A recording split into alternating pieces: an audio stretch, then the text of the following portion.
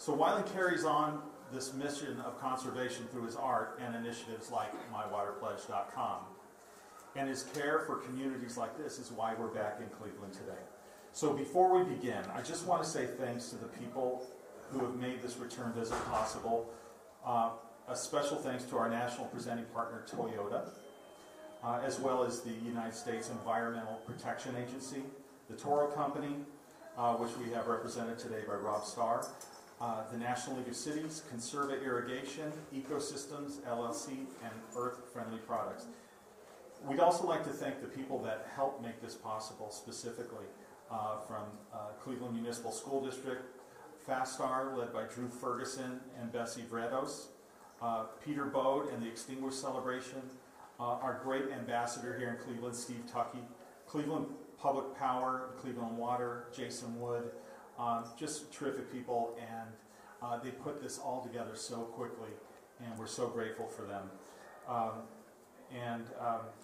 We're also going to have more of a chance to paint with Wyland later on today. But today is about sharing perspectives from people in government, business, environment, education, and the arts. And it's really about the unique ways that we can all work together for the big picture and make sustainability part of everyone's life. So with that, I'd like to introduce Mayor Frank Jackson, who's leading the city on a journey for a more sustainable future.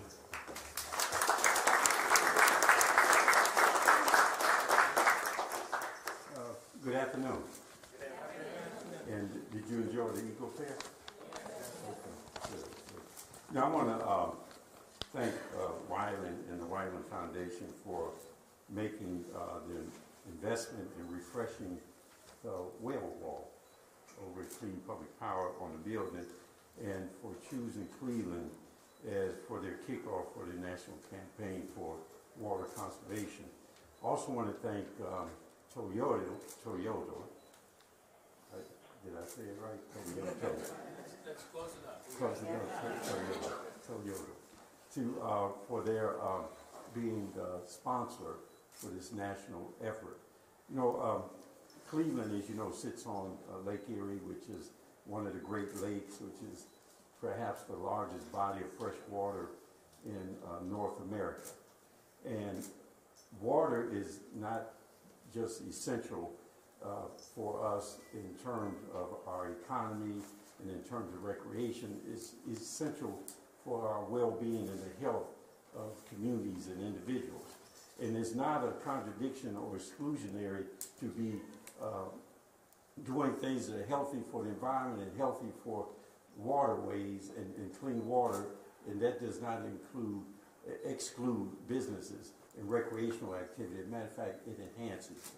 So us investing in this is really investing in the future of the city and the people of the city. You know, this year will be the 50th anniversary of a time when Cuyahoga River caught fire, water caught fire. And as a result of that incident, we now have the Clean Water Act, EPA, all these other things that have really helped to shape who we are today and the policy and the culture that we have today in terms of our relationship with the environment. This challenge and what our role as a community and what individuals can do to help in that regard will be explained by others. I think I'll be introducing Matt Gray, my Chief of Sustainability, and hopefully he'll give you some details on how you can participate in this global effort to have clean and safe water. Thank you.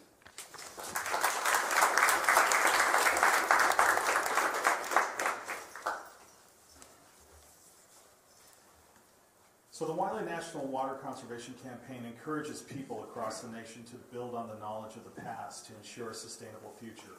As Chief of Sustainability for the City of Cleveland, our next speaker, Matt Gray, is focused on how Cleveland is learning from the past to tackle today's clean water challenges. Matt?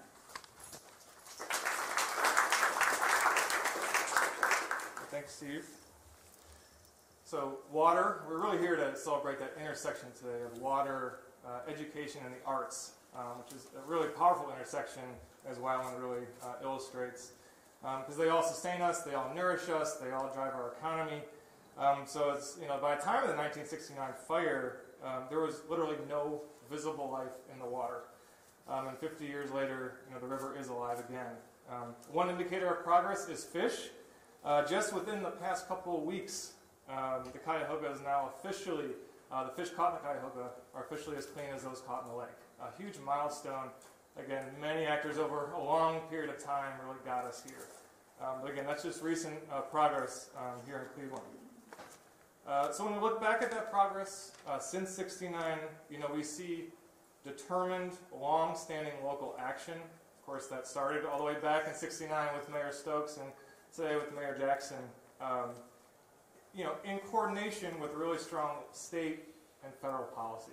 So by local action, state and federal policy working together, we can make huge strides. And that's what we've seen really over these 50 years. So in 2019, as the mayor mentioned, we marked the culmination of both Sustainable Cleveland 2019, the mayor's 10-year initiative to create this green city on a blue lake, and also this 50th anniversary of the infamous fire. We really have a unique opportunity this year to really help shape Cleveland's narrative, regionally but really nationally. Share that ongoing sustainability progress we're making and really set that stage for future action, again locally but as well as nationally. We look back to '69, I think it's fair to say the main problem with water was industrial pollution. So it's a handful of big polluters, right, who are literally just dumping chemicals, fossil fuels into the river. And this wasn't just Cleveland, this was really throughout the country. Today's threats are much different, but no less severe. So industrial pollution has largely been overtaken by algae blooms, things like climate change, plastic pollution, and as well as federal policy that's threatening to roll back a lot of the progress we've seen. So the blame can no longer be placed on a handful of these big polluters. In many ways, the problem is us and what we consume, how we farm, what we put down the drain, etc. So, but like 1969, the overarching recipe for progress is pretty much the same. Again, local action supported by state and federal policy. So Cuyahoga 50, it's about learning from this past to inform how we tackle these challenges. So more than 200 organizations, 200, are coming together throughout this year to do just that. Many of them are here today. We have the Sewer District, West Creek Conservancy, I think I saw the Alliance for the Great Lakes somewhere, and many others, just to name a few. We have over 50 community events, art exhibits, performances, conferences taking place in Greater Cleveland throughout the year, again, all to mark this 50th anniversary. So the pinnacle of the year, save the date, is going to be June 19th to the 23rd. The actual anniversary, again, is June 22nd, but of course we couldn't just do one day. This is a big event, so we have 5 days of activity. So go to cuyahoga50.org to see all those activities. There's going to be a lot of opportunities for young people throughout that week and throughout the year. With Sustainable Cleveland, our focus has been on improving quality of life, through action. So to benefit people, to benefit the economy, to benefit the environment, as the mayor spoke to. So this is why we're really excited to partner with Wyland. This campaign is about everyone taking steps, even small steps, to conserve water. So that includes the city. The Cleveland Water Department is here as well today. They are working every day to help residents and businesses reduce water wasted through leaks. I don't know if you saw this. There's this Wyland form, this pledge form, about all the action we can take on conserving water. We hope every student here fills this out. But if you look in the upper left, the number one thing is reducing leaks. And Cleveland Water is on that. They collect meter readings every hour from every single building in this region. And these reads allow the department to provide leak notifications. Since 2014, they've sent out over 70,000 leak notifications, 90% of which are then handled by those residents or businesses on their own. This is an example of using technology to support the environment and support people's pocketbook at the same time. We look forward to engaging Clevelanders throughout this month and really throughout the year in water conservation. We want everyone to fill this out so we win this campaign for Cleveland this year. So thank you.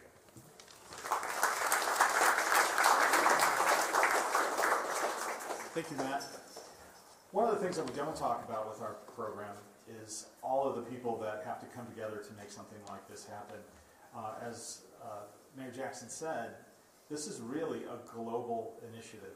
It's going to take the work of all of us in all of our cities across the world to ensure that water is sustainable. But Putting together a program like this, we have many, many volunteers, sponsors. We work on it year-round. I just wanted to bring up one of our partners, Rob Starr at Toro, to talk about community involvement. Rob, would you mind coming up for 1 second?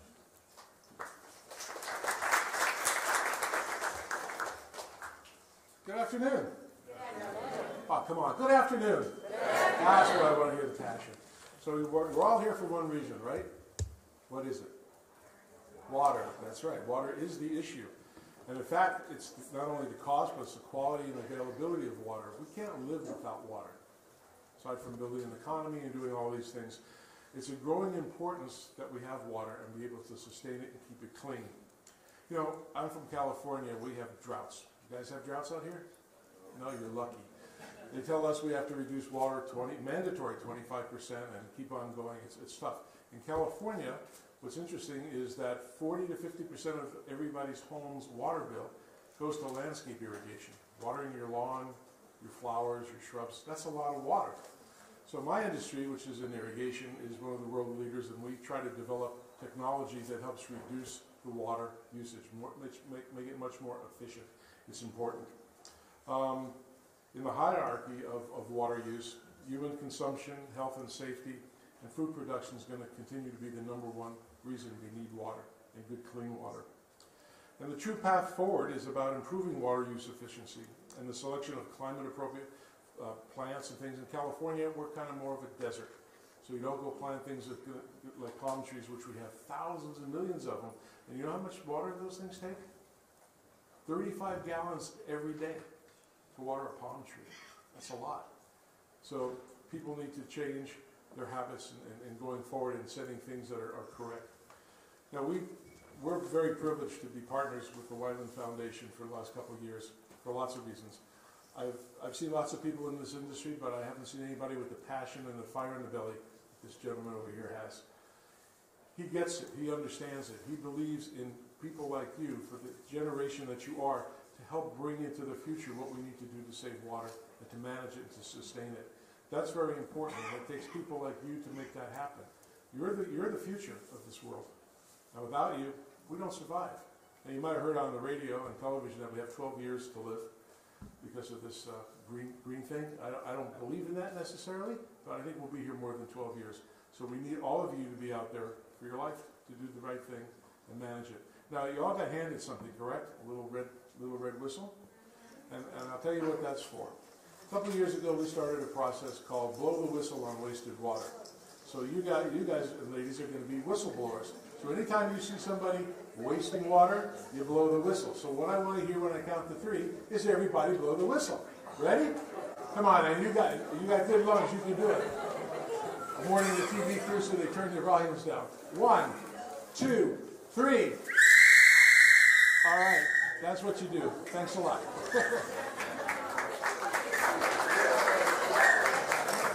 Let's hear it for Rob. All right, guys. You know, it would be impossible. It would be impossible to address the water challenges of tomorrow without companies like Toyota, who are innovating not only in their industry but in their community to address major environmental issues like water quality and scarcity. And we can't do this without the business sector. We can't just ask people to conserve just at home. It's going to take everybody, and it really is going to take the efforts of the business sector as well as residential and government and everybody in between. So to address how Toyota is inspiring communities for sustainability, I'd like you guys to welcome our next speaker, Kevin Butt, Director of Environmental Sustainability for Toyota.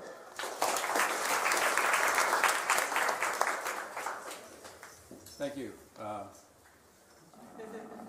Just a little shorter. Thanks for having me, and what a pleasure to be here. What a pleasure to see all of you young folks out here who really are the people that will make the change, that will help us conserve water. Water is a huge issue. You know, we're lucky here. We talked about a drought in California. Here in Cleveland, you got water. Your problem is water quality and keeping water quality to the point it is and safe for you to drink. So I got to tell you just a little story. This is kind of like coming around twofold here. I told this story to somebody earlier here today. When I came as a child to Lake Erie, my father was a United Methodist minister. You know, we didn't have a lot of dimes to rub together, so our vacation was in the car with a big tent. So we came to Cleveland, and we put up a tent, and I thought I was going to get to play in Lake Erie. But when we got to the lake, there's these huge signs up saying, the water is unfit for swimming, you can't eat the fish, you know, don't play on the beach. And it was very disheartening to me. And I remember that from this stage when I was little. And I think that's partly what formed me to create a career that I have today, and that's, you know, how do we make these things better for generations? At Toyota, we put together a Challenge 2050, and where we have 6 challenges, and a lot of them are pertinent to what we're talking about here today. And I'll just give you, not all of them, but a few of them. The first one is to reduce CO2 out of the tailpipe of all of our cars by 90% by 2050. That's a huge challenge. Second one is we're going to have all our suppliers based on that too. So our supplier parts and logistics will also reduce the CO2 to 0 from all of their processes. The third one is to have 0 CO2 emissions from our manufacturing plants. That's another huge issue, right? But the fourth one is our water challenge, and that's why we're here today. And we believe that it's our responsibility to create a manufacturing operation that does not consume water. So we don't want to take water, potable water, from normal drinking water. We don't want to discharge contaminated water. So it's up to people like Toyota and other large corporations to kind of set that standard. But it's also up to people like you to continue to challenge what you do every day.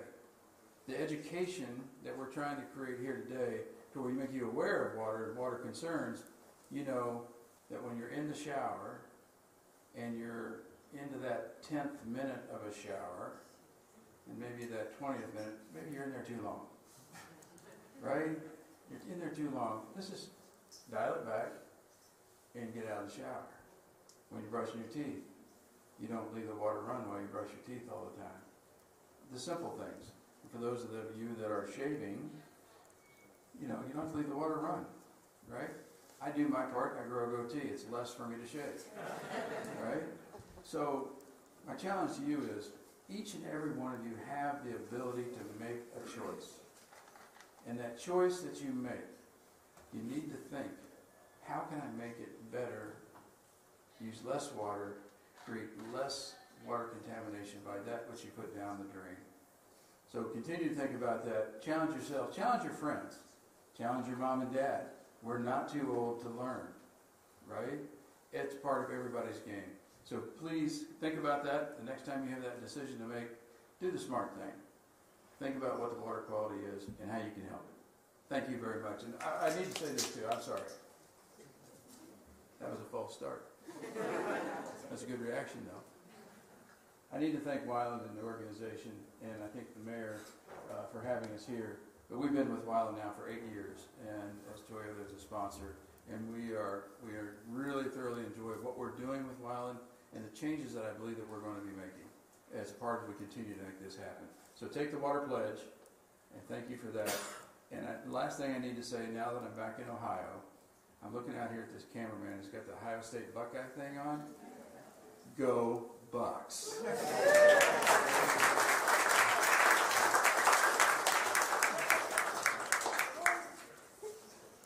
Thank you, Kevin.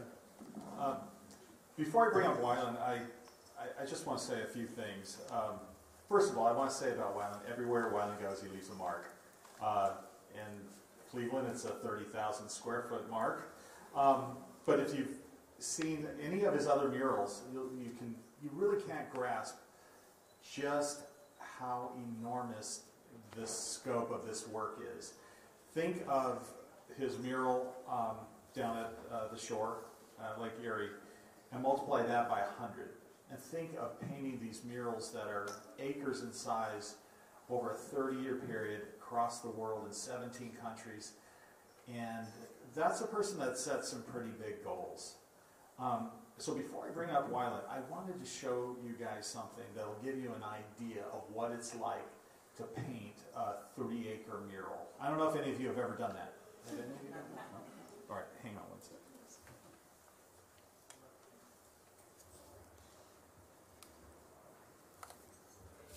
In high definition, this is CBS 2 News at 6.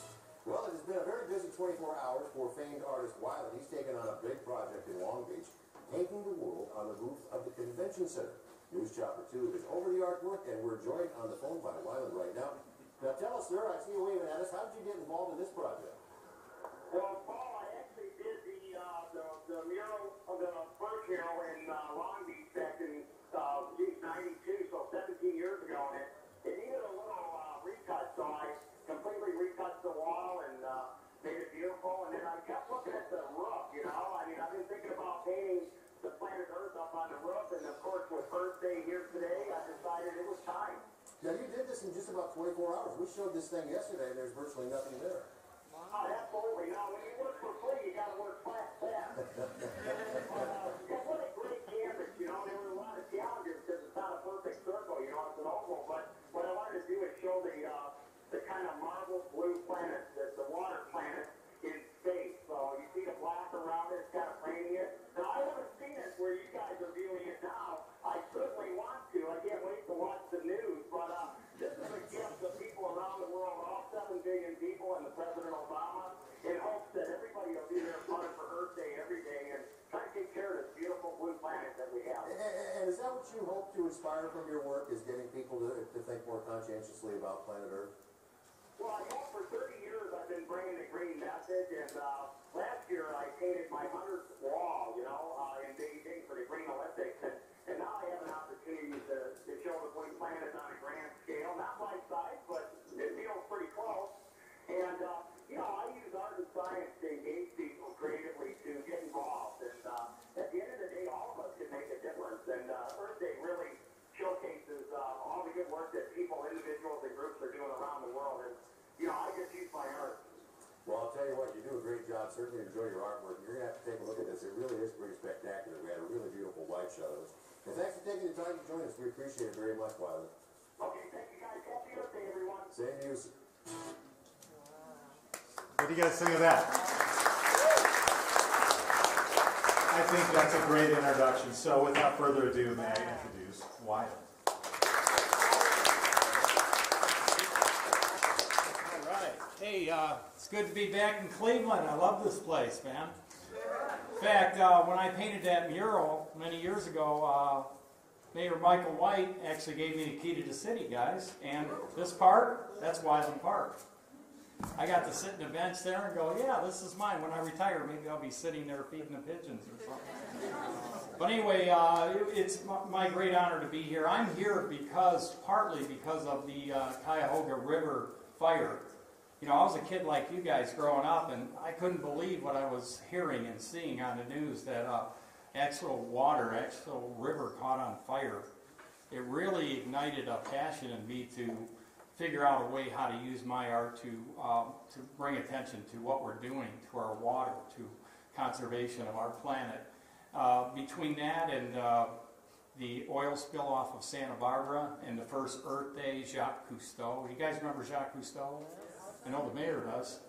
But I was inspired by all those messages that I was taking in, and you know, I was an artist that was in the right place at the right moment in history. And I've dedicated my life to sharing my art with everyone around the world. It took me 27 years to paint 100 of these murals like the one in Cleveland. And I felt strongly, I know people looked at me and said, why are you painting whales, humpback whales life-size in Cleveland? We don't have whales here. I know that, I'm from Detroit. But the idea was that, you know, to protect our ocean, we need to protect our rivers, our lakes, our streams. All of it. The truth of the matter is, we only have one ocean. And all the water on Earth is the original water that's been here since the time of the dinosaur. We don't get one more drop. The truth is, we have plenty of water, but we're not taking care of it. So Cleveland is taking care of it. thanks to you folks, thanks to the mayor, all the city leaders. I'm really inspired to be here and see all these conservation groups. And we do this. We kind of travel around. We get with all the people that are doing the good work. They inspire us about what they're trying to achieve. And then we bring the art in. The art. And that's why this school is so important and so kind of,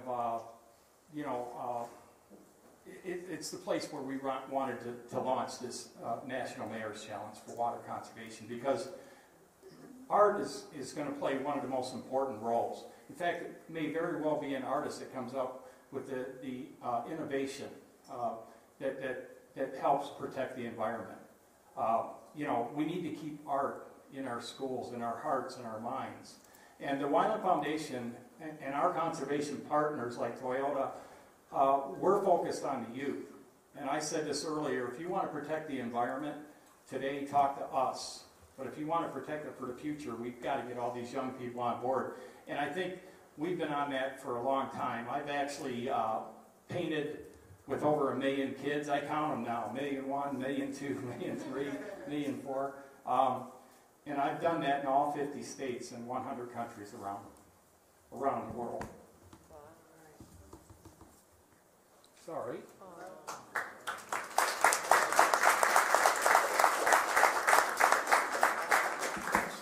Sorry, that kind of gets me.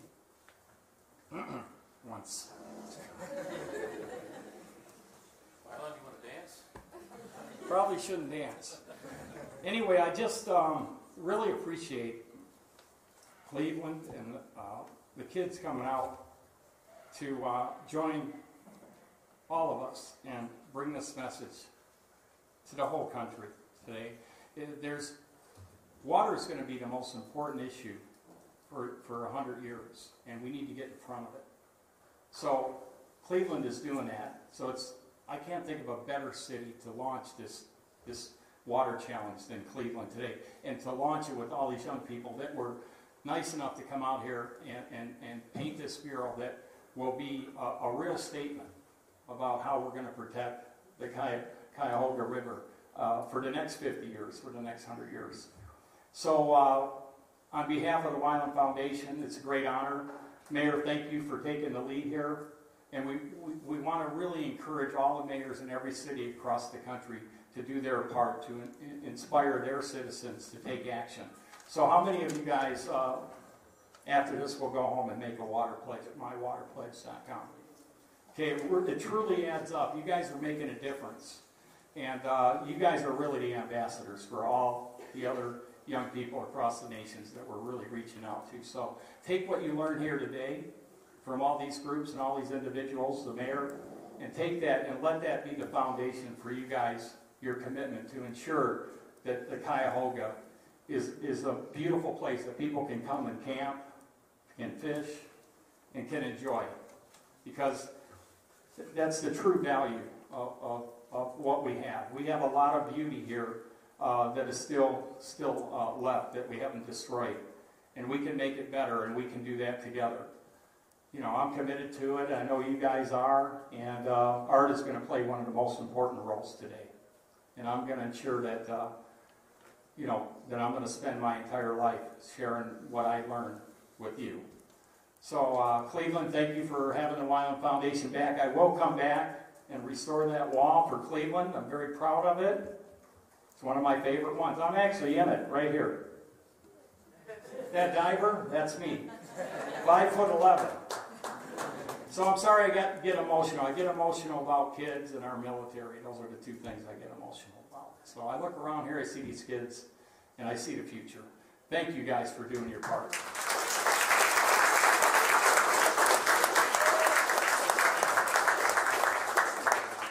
Well, thank you, everybody. We really enjoyed our visit today.